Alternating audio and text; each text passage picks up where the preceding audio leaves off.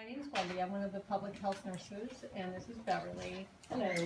And we work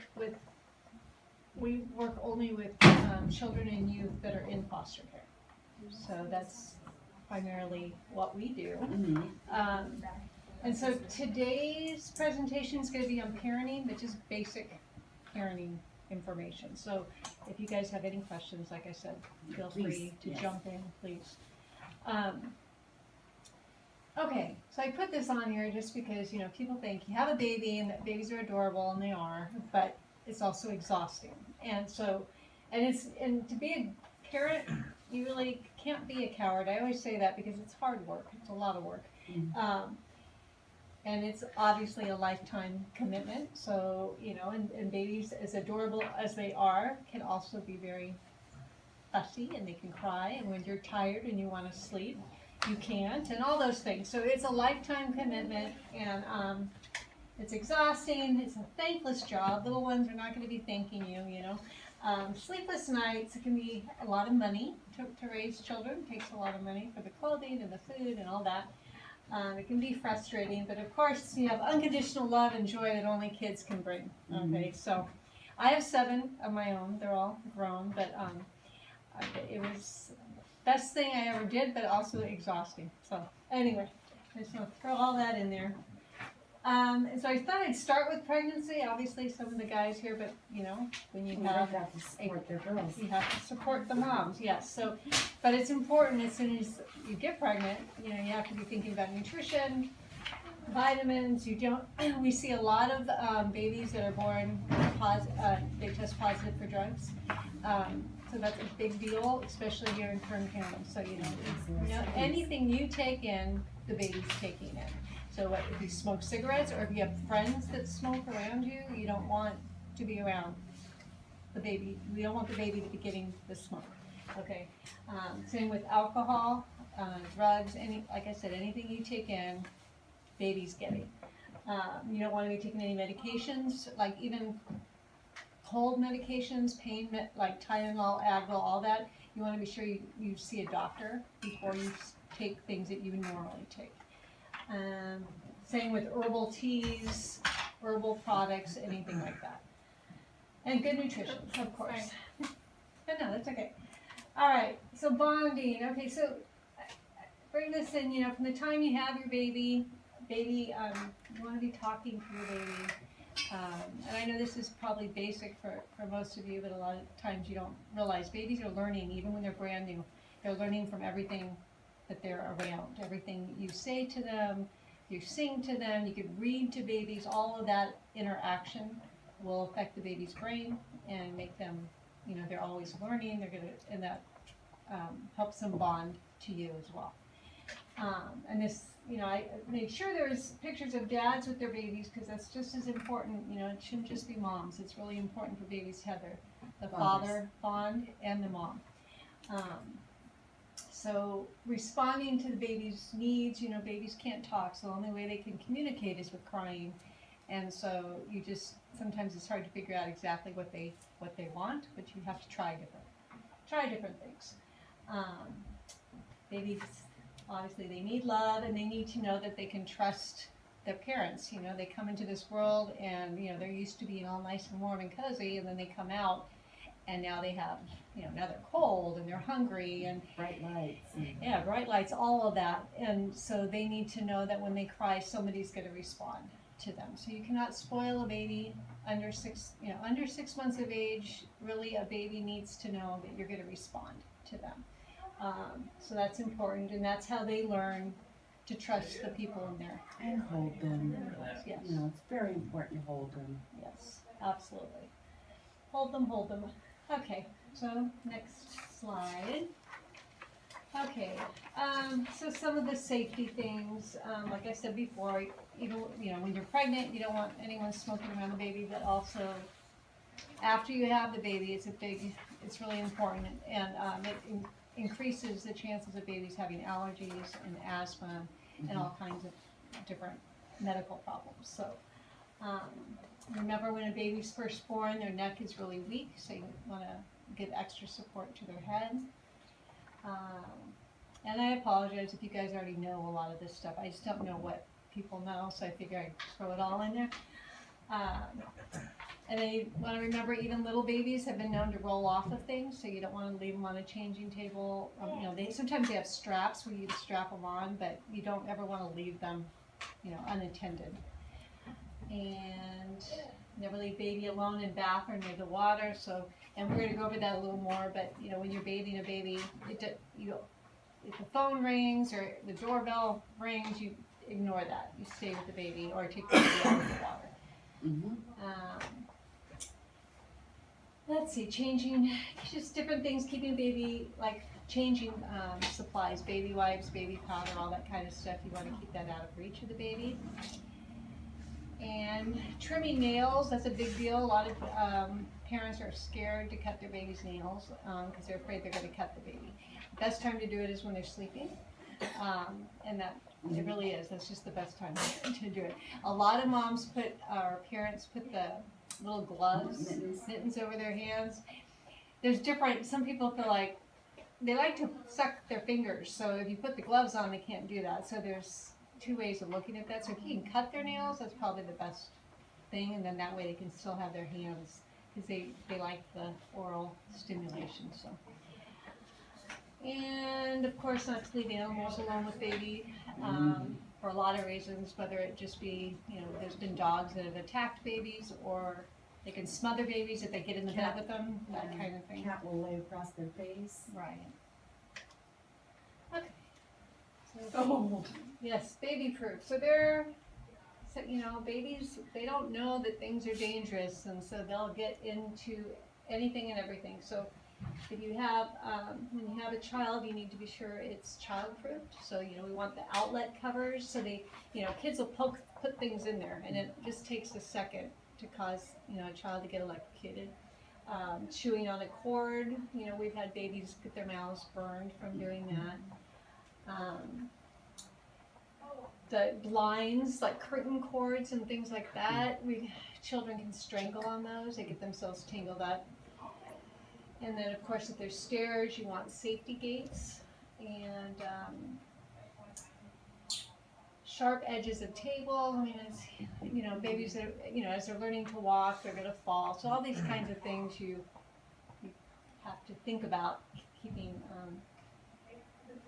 I don't know. They have pads now that go around tables. Or the corner wedgie things that you can put them on. Right.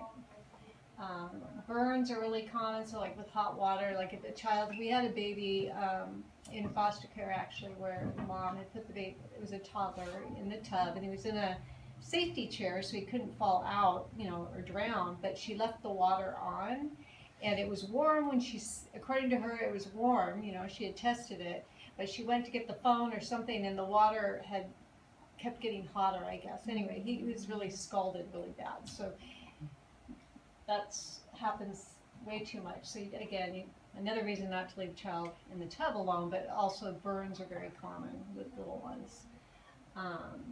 The baby walkers, we don't see them so much now. They have bouncers, but the ones with wheels, we don't recommend them anymore. They used to have them, like with my kids, they had them, but now there's too many kids are falling over and tripping over things and so forth. Falling downstairs. Right. So they don't recommend those anymore. House plants, a lot of them can be poisonous. So little toddlers, you know, they'll eat anything. They put everything in their mouth. So think about that. They have doorknob covers so kids can't go outside, you know, so those are good to have. Door locks, same type of thing. Window guards, I think that's just, they can't open windows. As you know, when they're toddlers, they'll try everything, and then they're escape artists, so if they want to get outside, they will get outside, they'll try. You know, and you have to remember, toddlers will also move things. They'll move chairs over to things, to climb up onto counters, they do, you know, they're pull the smart. drawers out and use them as steps to get on the counter. Yes, that too. They're very resourceful. They're smart. So, okay, poison control. That's just we have a lot of kids who get into cleaners, you know, and again, you think, why in the world would they taste them? They don't taste good, but to them, anything goes in the mouth. So keep all those kinds of things in locked cupboards. Medicine should always be in a locked box and up high. If they do get into anything, you can call 911, or if you have the poison control number, a lot of people don't have it, but you call them and they'll tell you what to do. Don't automatically start something. So I know there's a parent who thought, gave them Epicac, something to get the child to throw up, which was not a good thing because it caused more problems. Yeah, more damage to their esophagus. So always call. I mean, we don't even always know which ones do you want to induce vomiting or do you need to do something else. So, okay, so bathing babies. So until their umbilical cord falls off, we don't want to submerge them in water. So, and it usually takes about 2 weeks for their umbilical cord to fall off. So we just sponge bathe the child. And then after that, then they can of course start being bathed and basically, I mean, they don't have to be bathed every single. Why is that you don't want to submerge them until the umbilical cord falls off? Oh, okay, good question. Because we don't want it to get wet because as it dries off is when it'll fall off. So if you keep it wet, one, it's going to be moist and it's not going to fall off, and it's also more likely to get infected. So we want it dry, and that's why, like with diapers, a lot of them have it cut out now, the notch, so it doesn't go over the cord. But if it doesn't, you want to roll it down so that the urine doesn't get on the cord, because you just want to keep it dry. Yeah, so that's why. And with the bathing, usually in the beginning they don't like it. Newborns don't really like their baths. Very few do, because I think they don't like to be cold. They don't like the openness, and they get that they feel like they're falling. So it's not going to be real enjoyable at first, but you also you want to you wash their head, and that's the part. The head is where they lose most of their heat. So a lot of times you can wash their head last, and then dry it. You want to clean when you clean their face. You clean from the inside out, just because of infection. And you want to wash the bottom area last. So everything else, do that last. Okay, and just be sure you test the water with your wrist. Make sure it's not too warm. A lot of times, and babies, their skin is even more sensitive, so it just needs to be lukewarm, not as hot as probably what we would use. Okay. And you just want to use regular baby soap, because soap that we use would be too harsh on their skin. I already said that about testing water. I think that's pretty much, so we can pass. I went through all that. I know. Oh, baby. Okay, yep, all that's good. Okay, and then, so babies with their even before their teeth, before they get teeth, you can be cleaning their gums, and it's just it's a good habit to get into.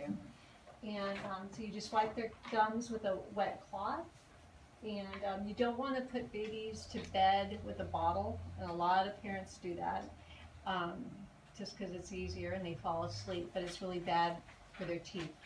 That's what causes bottle decay. So a lot of times if you see little babies with the silver crowns, or you see decay, that's why. It's because of the bottles.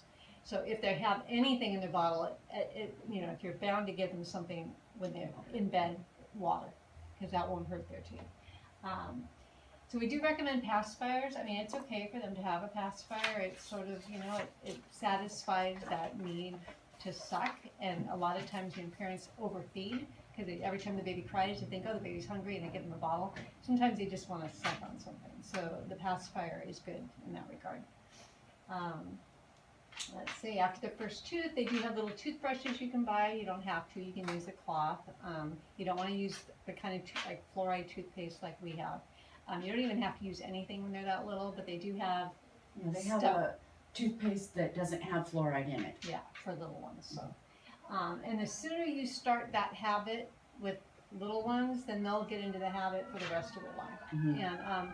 And like we even recommend children, once they turn 1, to go to a dentist. And usually they're not going to have anything done, but they're going to get into the habit of going to a dentist and they're not gonna be afraid. So, you know, it's not fun opening the mouth and but they, you know, to them it's just part of medical care. So that's a good habit.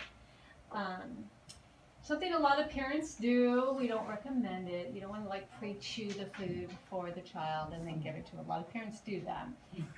Don't do that. It's really not healthy. I mean, first of all, you know, you do have bacteria and stuff in you that the baby doesn't need to have. So it's just something, you know, we don't recommend. You don't want to share spoons and cups and toothbrushes just for obvious reasons. Just because you may have germs that the child doesn't have. I mean, it's your child, so I understand the thinking, but you know, you may have a virus or something, and you don't want to give it to your child. Okay, lots of diapers, lots and lots and lots of diapers, so they're expensive. And again, like I said earlier, you don't want to ever turn your back on a baby when they're on the changing table.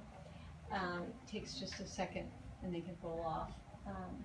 Baby powder, we don't recommend it anymore. Why they still sell it in the stores, I don't know. I really don't know why they're doing that. I mean, if you're going to use it, you're going to put it on your hand and pat it on there because it gets into the air and they inhale it into their lungs. So that is why we don't recommend it. Actually, a lot of parents use cornstarch, which actually does the same thing, but it doesn't go into the air. And then, you know, you don't even need to use powder. You can use A&D ointment or Desitin or any of those diaper rash ointments. Big thing with babies is you really want to change them frequently because that'll prevent the diaper rash. You know, it's not very comfortable being in a wet diaper. So. And then you should be washing your hands every time you change your diaper. Always just wash your hands. habit. It's a good thing. Okay, so question. Do any of these pictures and how the babies are sleeping, any of them alarm you? Do you think they all look safe? They're all good sleeping habits? Any issues with any of those? The top left, she could roll over on the baby. That's true. Very true. We don't recommend co-sleeping. It's, especially moms who breastfeed really like sleeping with their babies because it's easier for them. But again, we see a lot of babies who end up smothered. So they do have, you know, if you have a bassinet or something right next to your bed, baby's safe, you can feed the baby and put the baby back in the bassinet. Any others? Any other concerns? All of them. There's like hazards all throughout it. Like, Specify. Pillows. Like what? The pillows, the bear, you know, she can suffocate. good, that's very good, yes. Those are all good, yes. So stuffed animals, we don't recommend ever. And I know that parents think they're all so cutesy, but we don't want them in the crib with the baby. Also the padding around the crib over here. Yes, bumper pads, They recommend that you do not use those.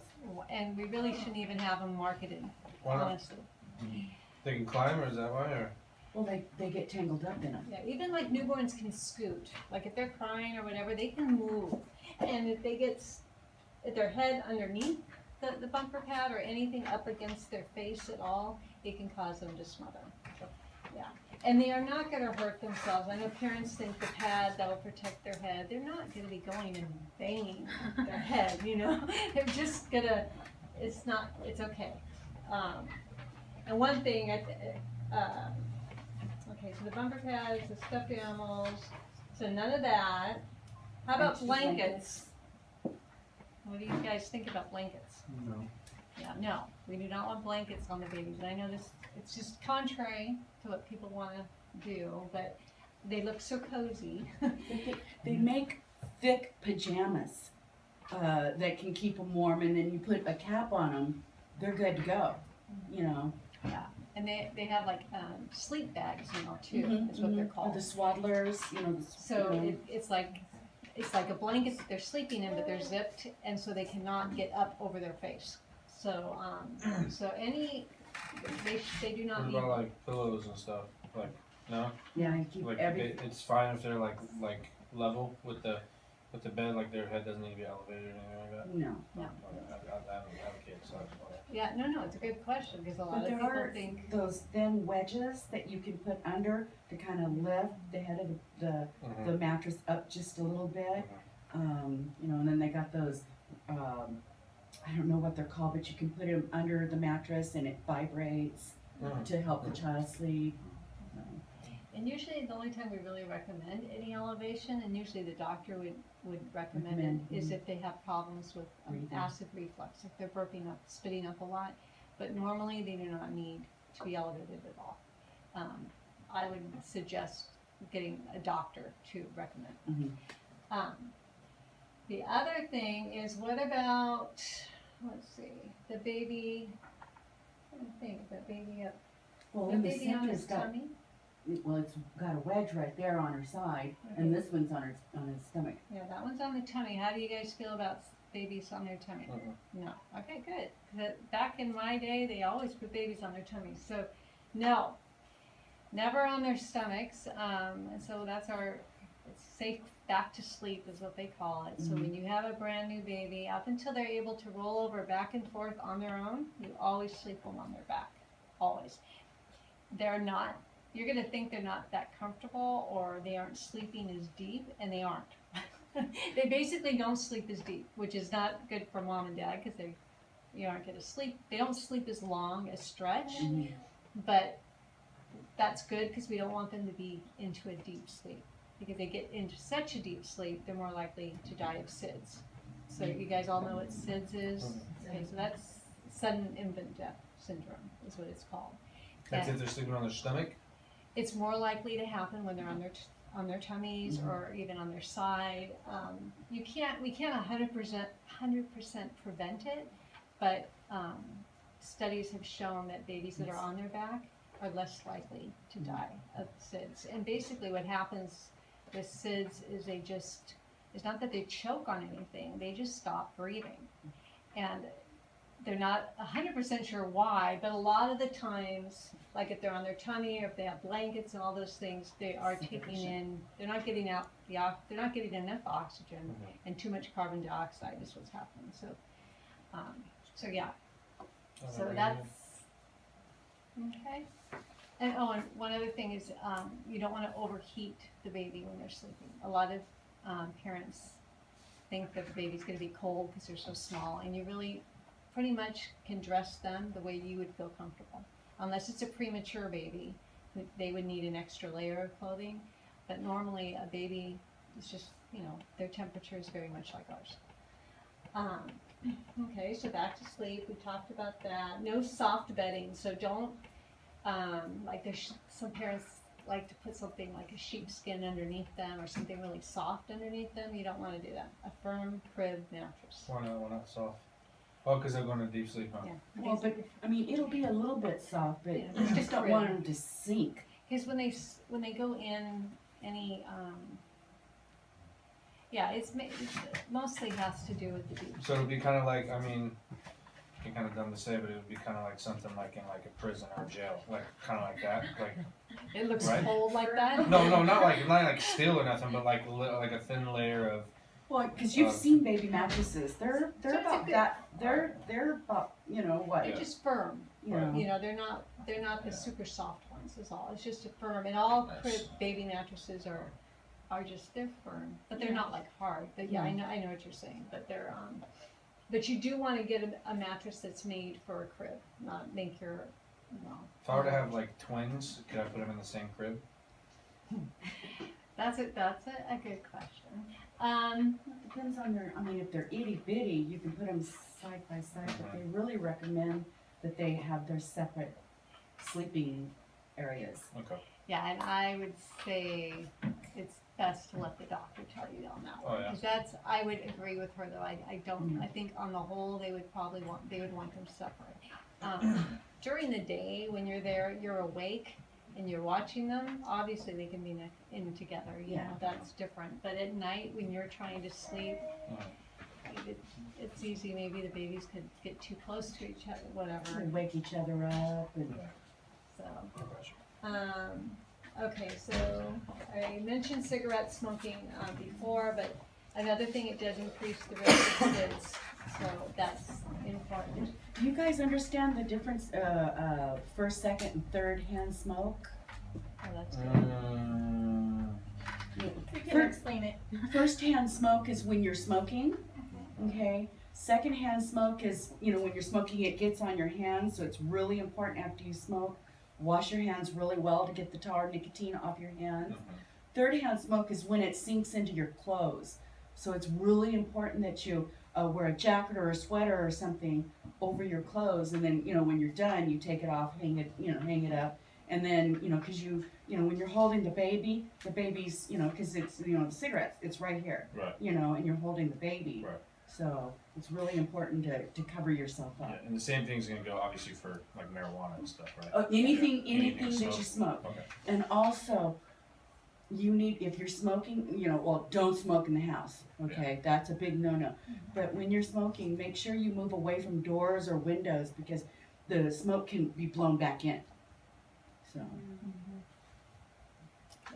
Good point. Okay, this picture didn't turn out really well, but I just wanted to sort of give you a visual about the SIDS and why sleeping on the back is better than the stomach. So the trachea part, that's the air, that's when you're breathing. So if the baby's on the back, okay, and then the esophagus is the tube here, that's where food goes down. So a lot of parents are afraid their babies are gonna spit up while they're sleeping and then they're gonna choke. But if they're on their back and they spit up, it's just gonna come up and it's gonna go back down, okay? But if they're on their stomach and the trachea, so the windpipe is on the bottom. Just build up. So yeah, so when they It'll spit up, suck it comes and then- up and it's gonna go back into and the they'll windpipe. aspirate. So that's another thing, it sort of helps to see it, cause then it sort of makes sense anatomy wise, so. Here's a question. Yeah. So why doing like medical procedures with people they have seizures and stuff, they have them turn either on their side or towards their face? rescue Because- position. Yeah, because when they spit up, they just spit out, not. They usually choke, on their back. They don't want you to sit them on their back. Well, True, But these are, you're talking adults, right? and yeah, and with seizures, they're like, anything that they've been eating solid, normally there's some solid food and everything is You might coming up. come up. And so we're talking a good amount. Spitting up, like with a baby, a brand new baby, a little one, we're just, Like a table, It's half not a a lot. tablespoon. yeah, it's not like chunks of food, and it's different than a seizure, so, but it's a good question. Yeah, another question. With the SIDS, the reduced risks of SIDS, what's the time frame? So you don't have to worry about it anymore. Until 2 years old. Oh, really? The most common ages is between 2 and 6 months, but it can happen. 2 weeks and 6 or 2 months? I'm sorry, two Birth. months to 6 months Yeah. is the most common, but that doesn't mean it can't vary. Right.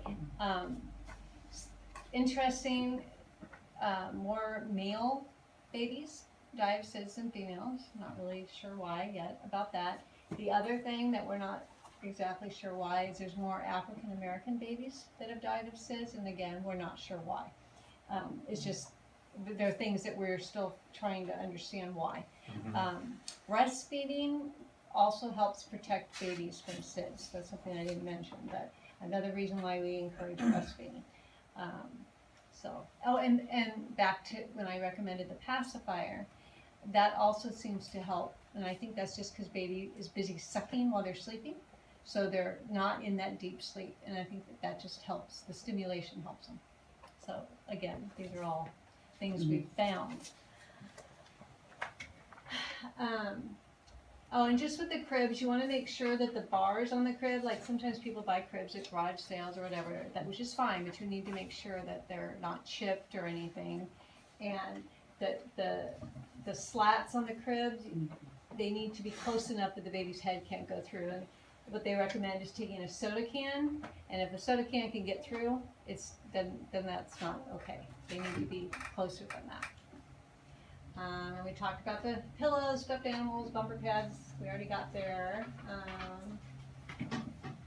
And the ABCs alone on their backs in a crib. So babies should sleep alone, so no, we already talked about that, on their backs, and either in a crib or their bassinet, but not on, you don't wanna put the baby on the couch to sleep. You don't want the baby to be sleeping on like an air mattress on the floor, or even like on a big king size bed, you know, Because thinking they can scoot, they can move. they can. And Has there been an increase in sleep-related deaths? Because I've seen commercials for this ABCs. Like, it seems like there's been a big push lately Yeah. for more knowledge. So has there been like an increase in it or something? we have been having more of an incidence of SIDS in Kern County. Okay. And that's why, yeah, so we are trying to get the message out. And sadly, the cases where babies have died from SIDS, it's usually in a co-sleeping situation, or the baby's on their tummy, or not in their crib. They're on the couch, they're on an air mattress, they're on, you know, or like a baby will roll off the air mattress and be near the wall, and in between they smother, you know, or, and even just having a blanket on their mouth, you wouldn't think, like an adult, obviously we would not die, but it can suck into their mouth and they just choke because there's too much carbon dioxide. So, What about those? I don't know what they're called, but they're like the attachment that go next to the bed. oh What yeah, Kind of Are bassinet. Kind of, but they're like attached The to the Halo bed. sleeper. Is that what it's Yeah, they're called? like- where it's kind of like a U shape where the baby's next to you but not on the bed. Are Yeah. those safe? yeah, those are, okay, they are recommending that those are fine, so that way the baby's next to you, you don't have to go far. Mm-hmm. Especially for the breastfeeding mom. Obviously, if you're bottle feeding, you're gonna have to get up anyway. You have to get up and warm the bottle and do all that, but yeah. Okay. So tummy time. So during the day, you do want babies to be on their tummy.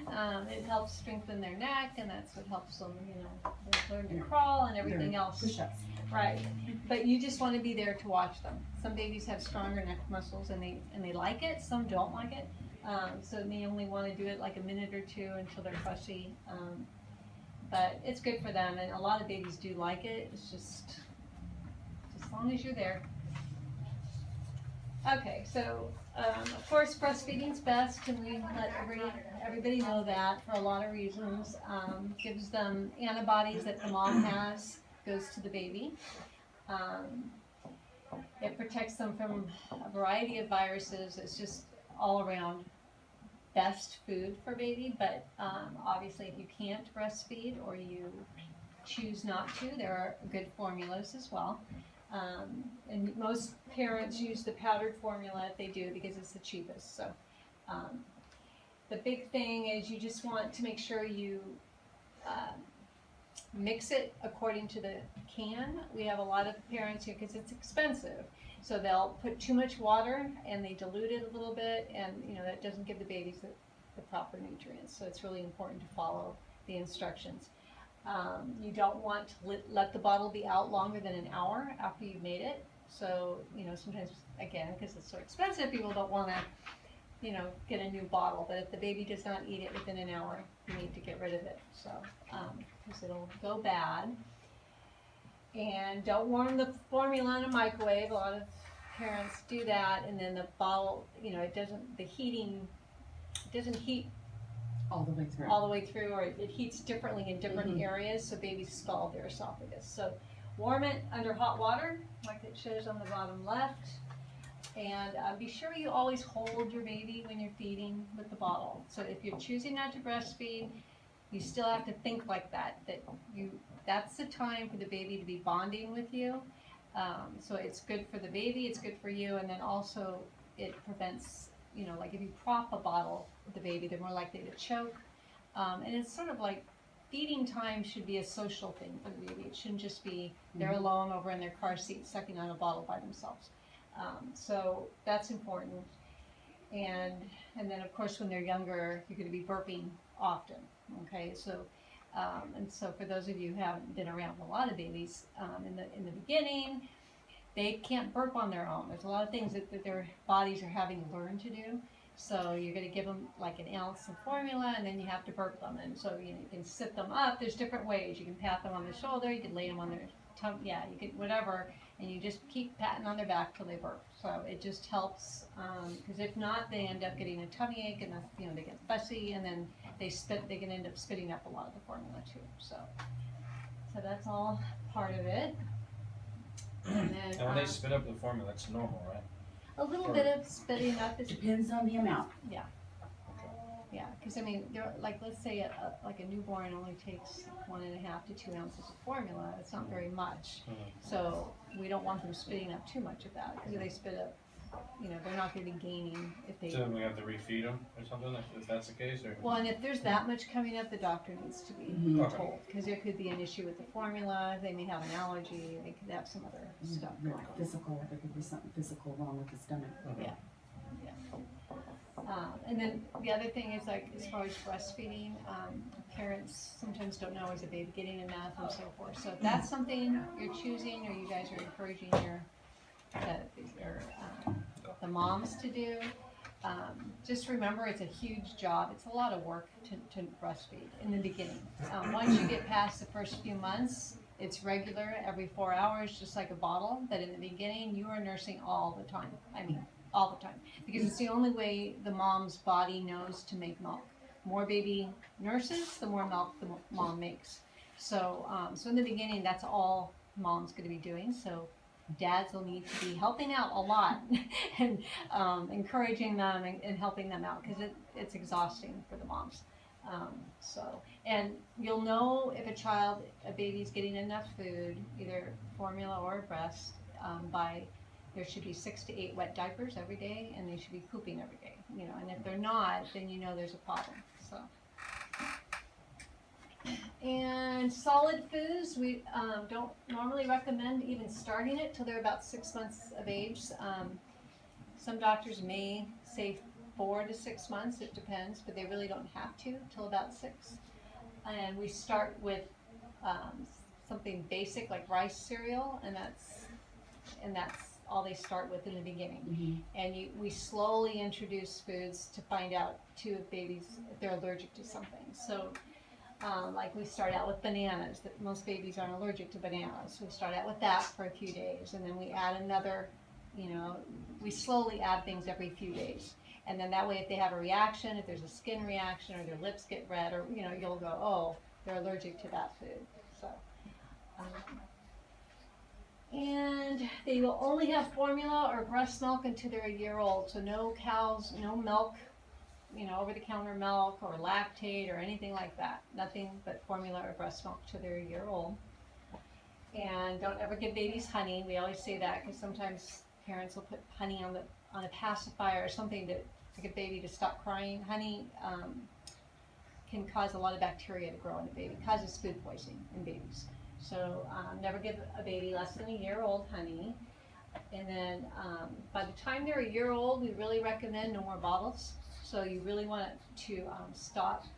The goal is to get them off a bottle around 1 and using sippy cups. So you want to start the sippy cups like 6 months. They're not going to be ready quite at 6 months, but start it so they're used to it. And so then by the time they're a year, you can slowly get them off that bottle. And now if you're breastfeeding, that's different things. Then they could still be breastfeeding and have a sippy cup, the combination.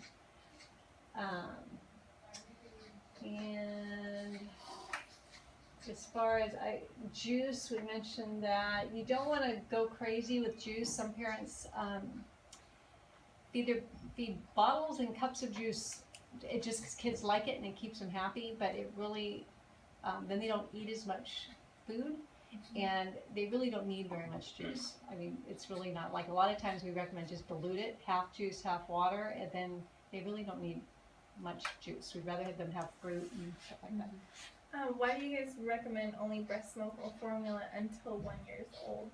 I know some people go longer than that. Do you recommend that? Like, if I had a participant, should we recommend that they stop breastfeeding them past 1 year? Oh, no, I'm sorry. Just no cow milk, I think. So, Just only that until. yeah, They don't can't introduce digest like it. milk, cow's milk and stuff like that Uh-huh. until they're a year old. But if you want women, especially breastfeeding, that's something that some women choose to breastfeed up until 2 years of age, and if that's what they wanna do, that's totally fine. Okay. Even formula, it would be okay, but they really don't, most kids don't even want formula at that point, cause it doesn't, the taste, their Well, tastes change, and it's really not that Mm-hmm. great tasting, and then they're on solids, so they really don't, but they can have, but the breast milk's totally fine. And then they can have cow's milk if they choose, Mm-hmm. I don't know, After calling one. it cow's milk, but Yeah. No, no, Yeah. regular milk. because they're just not able to digest it yet. Yeah, Before before one. one. Yeah. Yeah, they have all kinds of digestive issues. Okay, so choking hazards, and I know the little toilet paper roll up there, I put that there because anything that can fit through the toilet tissue roll, a child can choke on. Okay, so it's actually a pretty big opening, but it's sort of, if you could think any object smaller than that opening, a child should not be playing with. They should not have that as a toy. So if a toy can fit down that, then most likely, then they can Yeah, they're not. possibly choke on it. And these are things that we typically see kids choking on. Obviously, like plastic bags, they get a piece of it and they suck it down and they can't get it out. And that's hard for us to even get out of them because you can't like do the Heimlich maneuver and get a bag. It's hard. Rocks, pieces of balloon, hot dogs, things need to be cut up very, very small.